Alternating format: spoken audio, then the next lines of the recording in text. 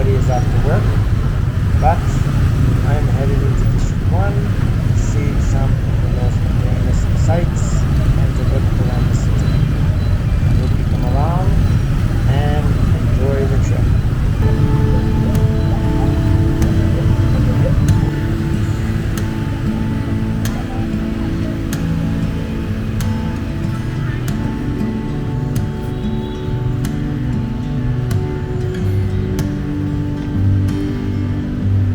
How are you? Con quê? Dạ. Hả? Quê?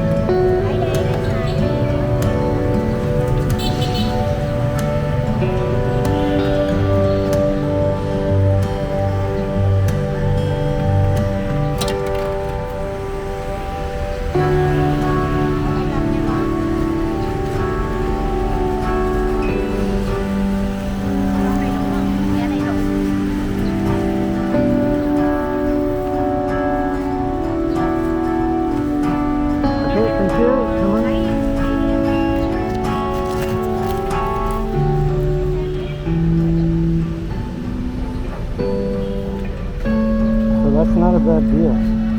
Pretty amazing, right? Yeah, 25,000. Okay. This is Family Lao Street. So this is where most people will go to when they first arrive. So there are many cheap hotels here. I've stayed in them before many times, and they are kind of, they're pretty good. They work out.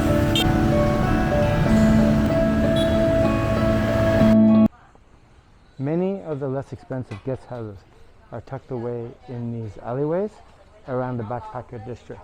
It's kind of an interesting spot. You see little restaurants. You see all kinds of different services that exist.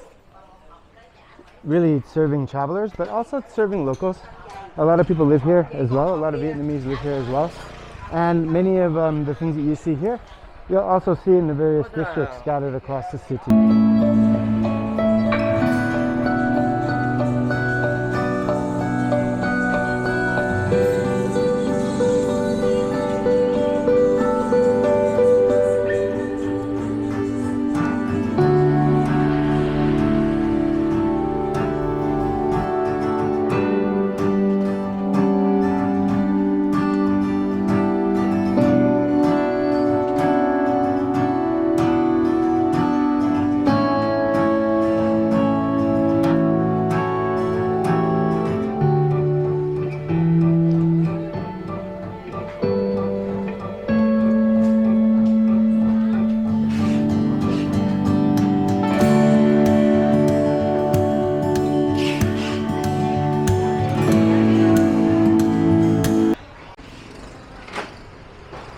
So after walking through that alleyway, I now come out to Bu Vien Street. Bu Vien Street is really one of the main bar centers of the city overall. So the Vietnamese do come out here at night, either to walk around or to dance or to have a drink. But for tourists, especially when they first arrive, it's one of the mainstays of what a tourist will do in the evening. During the day it's sleepy and dead, mostly because they're bars. So you can see that most of the bars are closed, obviously. And the whole area is kind of sleepy, even compared to almost any other street in this area or any other street in the various districts. So this is Van Tan Market. Most tourists end up getting trapped into going here. To me, it doesn't make any sense. There's very little value because you'll never come anywhere near the price that a local will get. And on top of that, as you walk through, you will get harassed over and over and over again to buy things. it makes it kind of difficult to walk through here and just feel comfortable and enjoy it. You see, even now. For you, sir. No, I'm okay, thank you. I'm okay, thank you.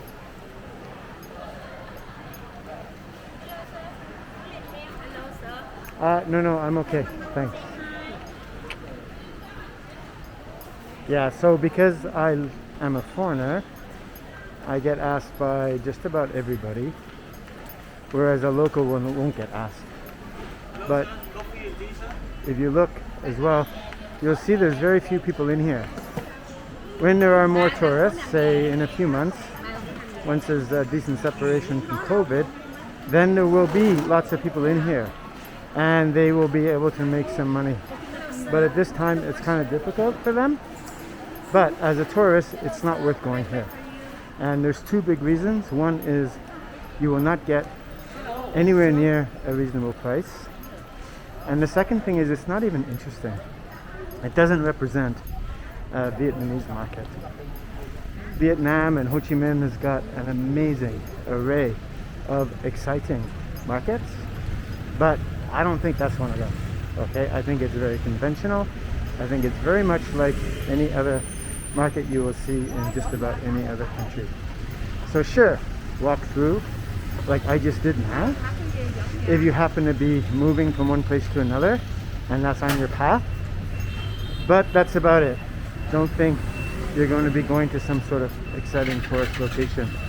It's a little bit better at night on the outside of the market because there is a little bit of atmosphere there and they don't pressure you nearly as much. But during the day, when you walk through the main part of the market, it is not a fun experience. No, I don't need it cleaned. I don't need it cleaned. No, but they're running shoes too. They're running shoes. I don't need to have it cleaned. Alright?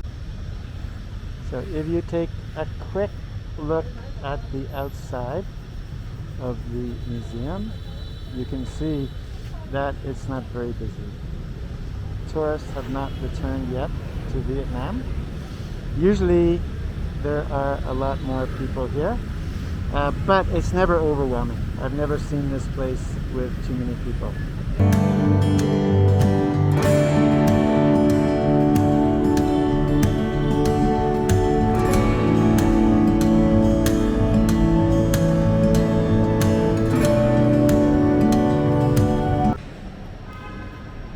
There's an introductory audio-visual presentation that describes what you'll see when you're here.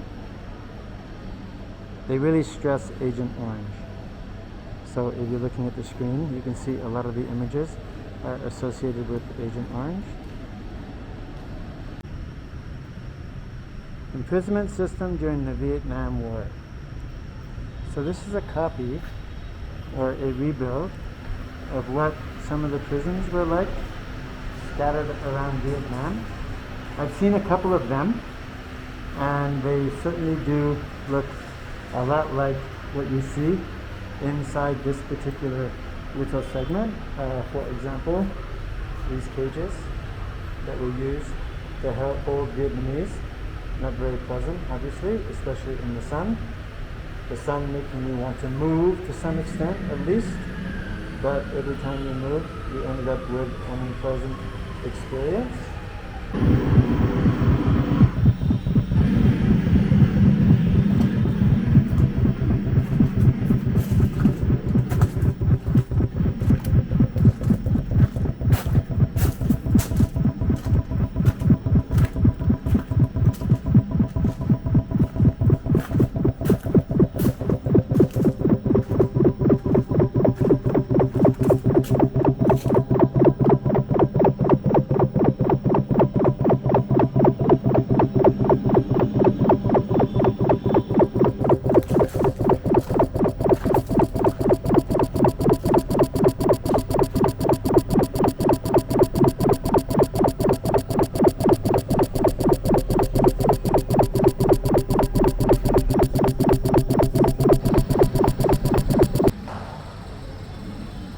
This room is quite positive.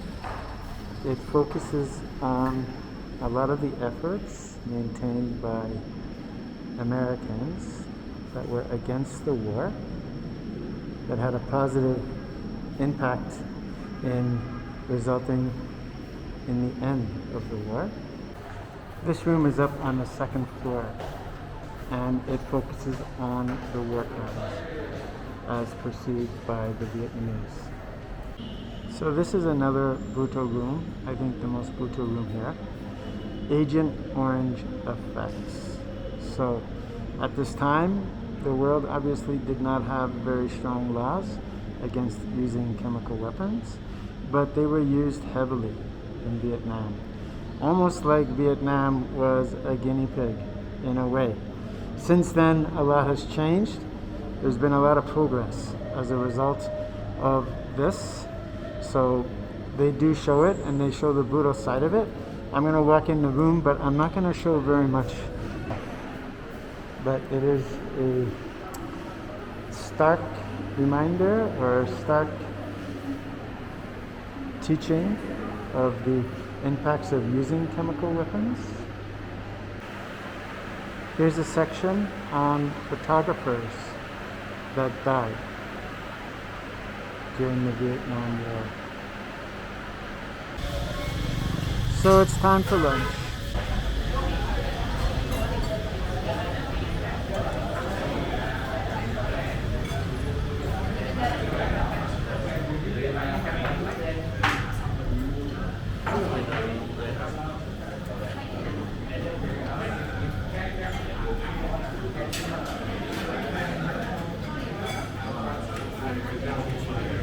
Okay if I sit here, yeah?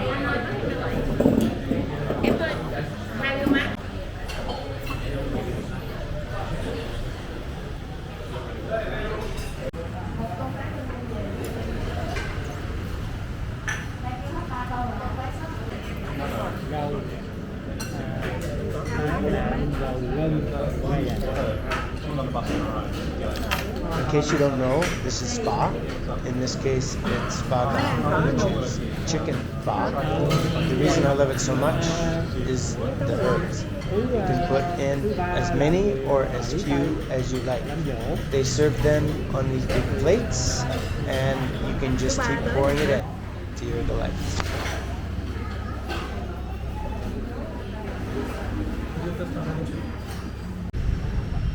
So now I'm in the park in front of the presidential palace. And the reason why I start here is because there is a memorial. And this memorial is very special. And it should be special if you're an American as well. The reason why is that Ho Chi Minh declared the independence of Vietnam before the Vietnamese-American War. And when he did that, he had his speech typed into Ho Chi Minh. So he spoke from Hanoi, but he had radios blast his speech into this park in Ho Chi Minh.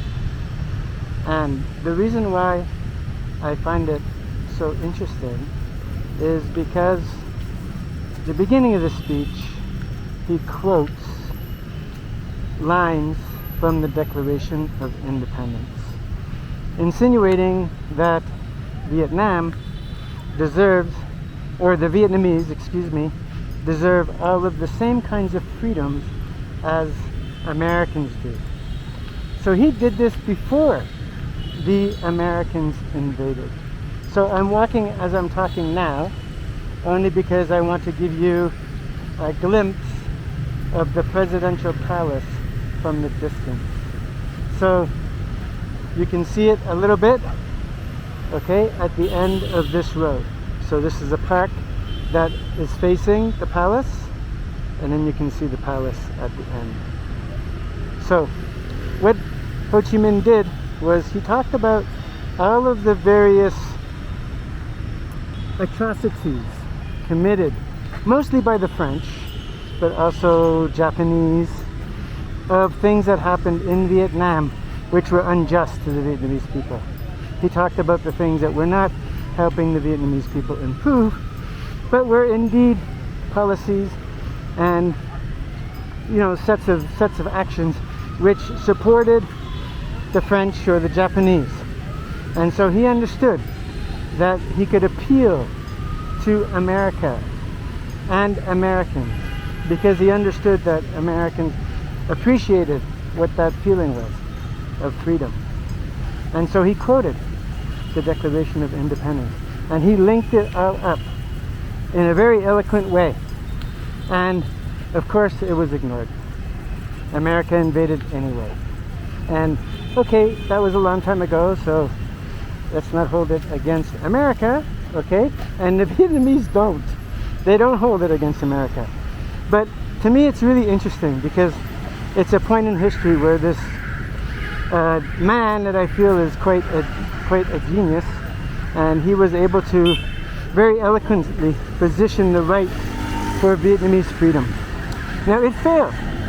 It failed because they were invaded anyway. But when the war was over, 20 years later, that speech still stood. That speech was still perfect.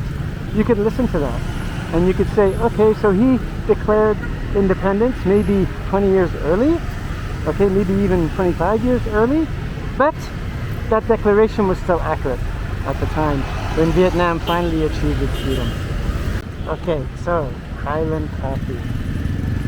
This is the recommended place to have a coffee in Ho Chi Minh or anywhere in Vietnam if you have American, or in my case, Canadian tasting coffee.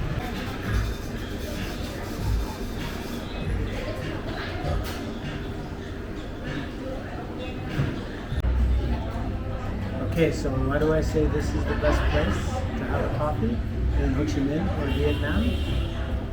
It's because you get coffee which is very much like Tim Hortons. And if in Canada, that's what we like. You grow up on Tim Hortons, you have Tim Hortons pretty every day, and Highland Coffee is very similar to Tim Hortons. You can also get the large format. So the large format looks like a Tim Hortons format, because typically in Vietnam what you get is a very small cup of coffee. And you should certainly try that coffee and even try it in a few places if you're here for say 2 or 3 days. But if you're yearning for something that you're used to, something that makes you feel more like home, well, you come to Highland Coffee. And the closest thing that I can think of in America that's like that would be Dunkin' Donuts. So yeah, this is great North American style coffee. So this is outside the presidential palace, right in front of it.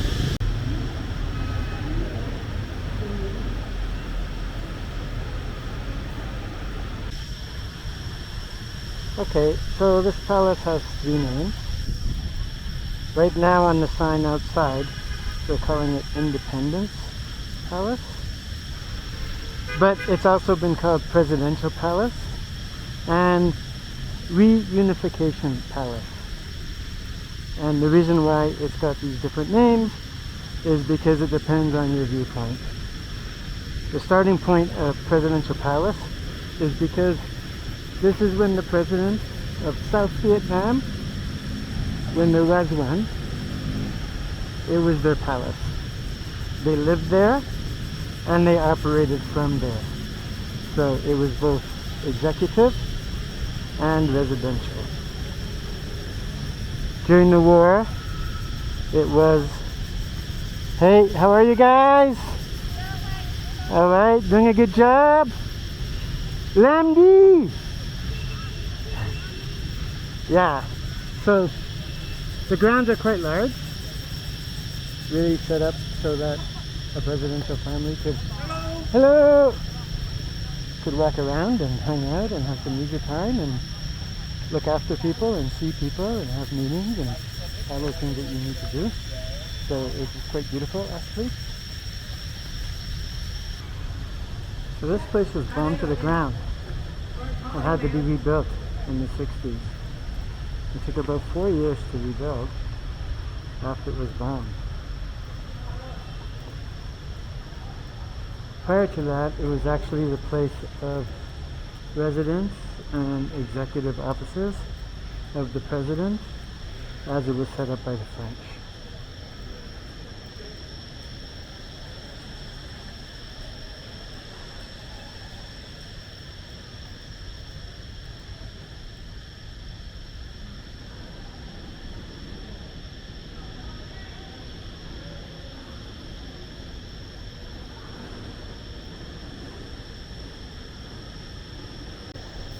In 1975, Nguyen Tan Trung managed to fly low over this building and bomb it.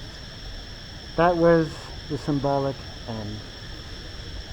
What this lieutenant had done is he had infiltrated the Southern Air Force. So he was Northern, he supported the North, but he infiltrated the Southern Air Force, and he managed to get an aircraft and bomb the presidential office. You can imagine what kind of a hero he is. This is the conference hall, which could accommodate 500 guests. I have difficulty imagining how it can accommodate 500 guests, but that's what they say. And you can see it's got beautiful art inside as well. So this is the cabinet room. This is where they met for cabinet meetings. A couple of groups of school children coming in for a visit. Yeah.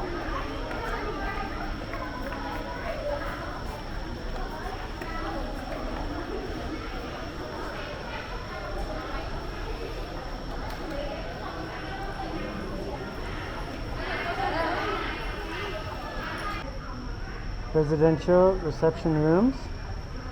Here's the first one. This is the president's office. So you can see how efficient it is for the president. This is his office, and when he steps away, he's got 2 reception rooms, and then the meeting rooms are mostly on the first floor. The war room, you can see the phones that are there.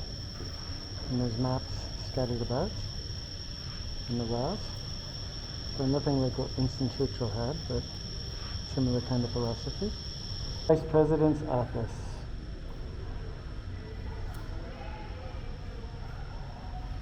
It's almost as nice as the President's office. Yeah, this is quite a nice view of District 1. You can see the look is very, very French. A big wide boulevard surrounded by trees.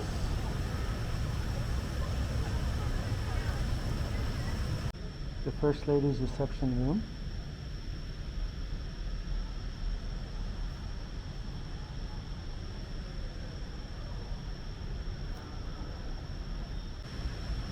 The artwork is quite nice. So this part isn't open anymore, but it's obvious what it is.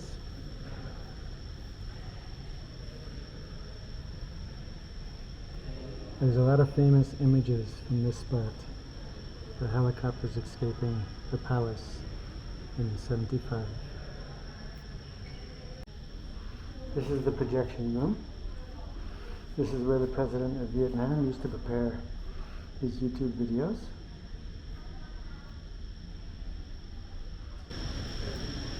So this is the very top level. It's outside, but with this shelter area here with doors. So obviously set up for parties, entertaining, leisure, relaxing outside. Many great views. You go over there, you can see the Texaco. Of course, that wasn't there at the time.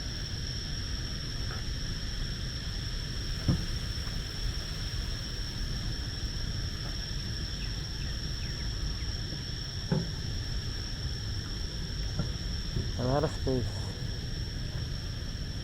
Every part of the building has an enormous amount of space, very different from the rest of Vietnam.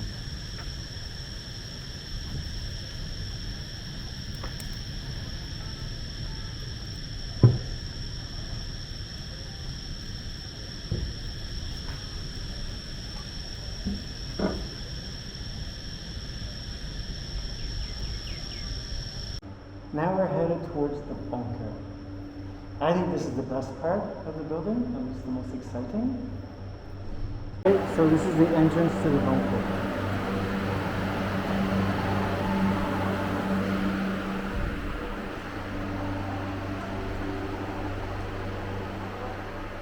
A second map room, more detailed than the one upstairs.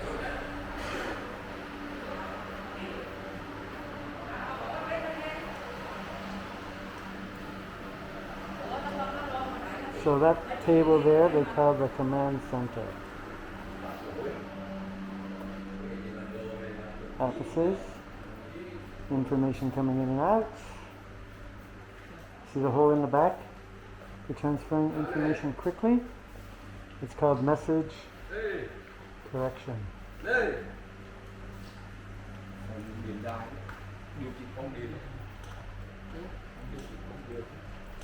So I'm going to show these a little bit slowly, just so you get a sense of how spread out they are.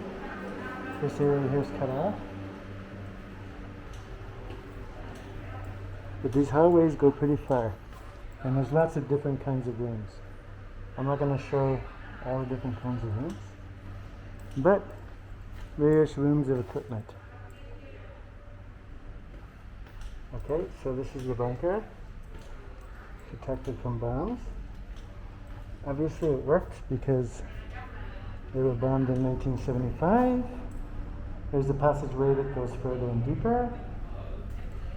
Okay, so now this is very thin, this passageway. Okay, you keep going. More maps, a little place to crash.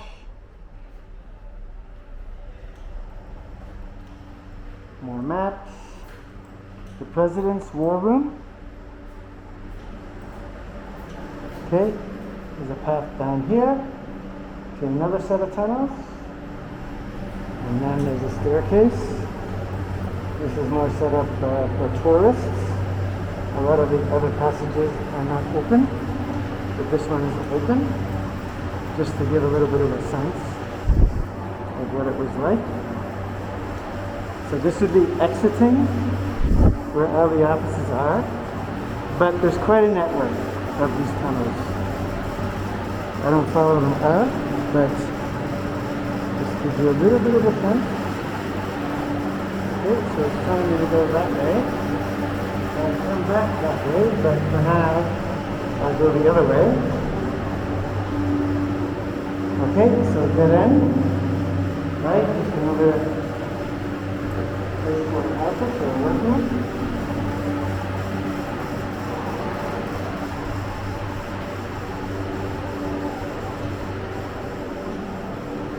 Okay, two more offices over there. Oh, that looks like it could be used for storing weapons, rifles. Okay.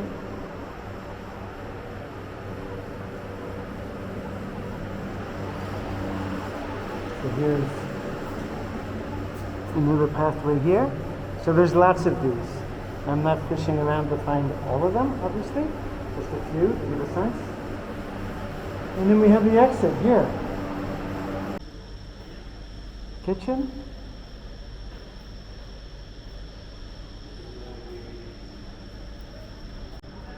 This is the President's Mercedes.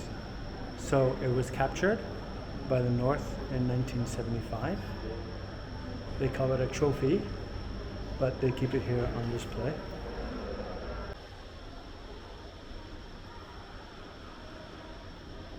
So this is the shooting range. Not very long, but a little bit of opportunity to practice. You can see the reels there. So they can reel back the picture, whatever it is that they're shooting at. in the background. So this is my last stop. It's Book Street, which is right beside Notre Dame Cathedral. Thank you for watching the video, and please subscribe. This is my first time ever asking anyone to subscribe. The reason I'm doing this is because I'm headed to India, and I plan on vlogging a lot of the stops there. So please subscribe if you are at all interested in India.